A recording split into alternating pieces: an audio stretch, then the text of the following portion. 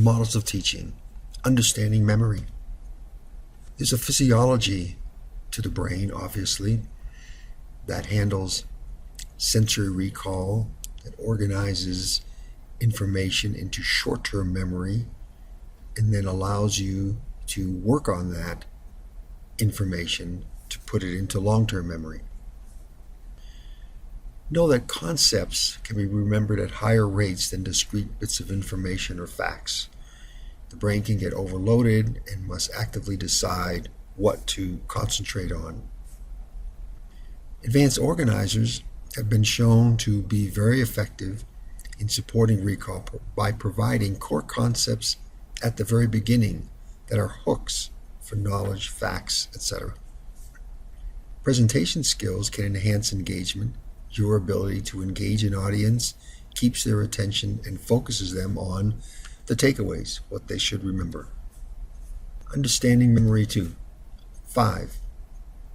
Your preparation of material also can have an impact. Careful planning can enhance recall by creating organization, by carefully sequencing materials. Physical and emotional preparation are also important. Are students ready to remember when they come into class? What can you do to get them focused? Self-awareness. Do students understand how they learn best? Learning is co-created, and their awareness, their willingness to be prepared and come prepared can make a difference in what they remember. 8.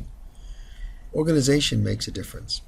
Using categories or subcategories, the mind is limited in terms of recall, and it's important to organize material to support that. 9. Remember, there are limits on memory. George Miller's classic study in 1956 identified there's a range of 5 to 9 new units or chunks unless the student does something with that material. Expectations of students makes a difference. How do your assessments connect to assignments? How do they support recall? Understanding memory 3. 11. Engagement is highly correlated with recall. If students are connected, motivated, interested, that will affect what they remember. Active participation in learning typically enhances recall. Quality of instructional time is an issue. Does class start on time? Are the activities connected and interesting and engaging? Digressions can be interesting, can add some spice, but they also can be distractions and confuse students. Remember, you are an expert in the content. Students are new to it. Group focus can enhance engagement. Polling students, how many agree, how many disagree, and then getting some commentary back and forth between various groups can be very helpful in giving you a sense of who's remembering and who's struggling. 16. It's helpful to assess readiness and understanding before moving on. If there are confusions, that will only undermine memory and recall. Variety has been correlated with engagement, which is correlated with recall. So the models of teaching give you a variety of approaches for addressing content of different kinds. Learning styles and preferences are an issue. Know that students come from different backgrounds, have different preferences, and so a multisensory approach can really make a difference. Not every student will learn just as you learn, and so stretching into new approaches can make a big difference. Technology obviously can enhance repetition and engagement, but it has to be used with some skill and understanding. Presenting, for example, slides of physiology that are fully developed can be overwhelming to students, and so it may be very important to break that down. Understanding memory 420. Student needs are an issue. Are they hungry? Are they tired or anxious? Their motivation can impact recall. Here we think of Maslow's hierarchy. At the deficiency level, what will draw down recall, you have issues of physiology. Are students hungry? Are they alert? Are they tired? Do they feel safe? Do they feel they belong to the group? What's their confidence about the material that you're presenting, challenging them with?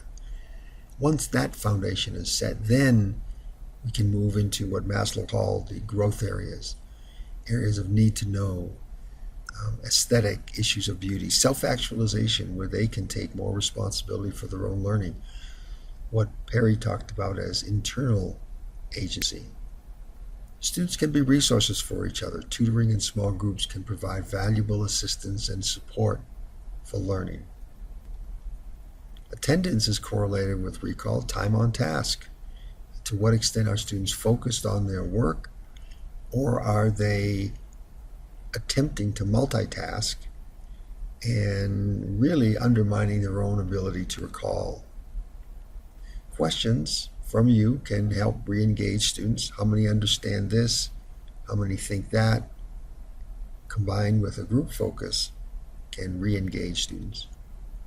And obviously student motivation and morale has an impact on memory, as well as the time of day. I always found 8 a.m. classes difficult, or right after lunch, everyone's tired. 27. Student background and preparation make a difference. If they come in ill-prepared for that new material, they will struggle, and that will obviously affect what they can remember if they don't have the prerequisites necessary. 28, know that your own enthusiasm as an instructor for the material, that course, the time of day, and those students all impact on student motivation. So question, in your experiences as a student or instructor, what else has had an impact on your memory? Questions to ponder. How can you use an understanding of memory when teaching and learning about a topic in your area? What is the value of a focus on enhancing memorized knowledge for student learning? Knowing that material is quickly forgotten after an exam, or too much of the material is forgotten. What does that say about where we should put our time and energy? How can we support memory best?